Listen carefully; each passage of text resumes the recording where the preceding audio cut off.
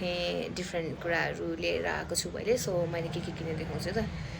this is from beauty hub अनि मैले के किनेँ भन्दा यो क्रिम लिएर आएको छु एउटा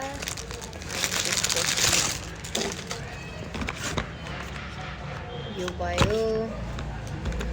त्यसपछि यो ब्लस पनि किनेँ मैले त्यति लिएँ अनि त्यसपछि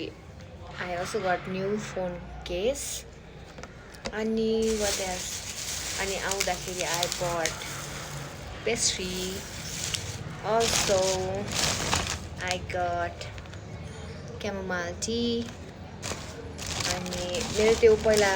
टीपट चाहिँ फुट्यो के सो I got टीपट पनि अनि यो पनि छ एउटा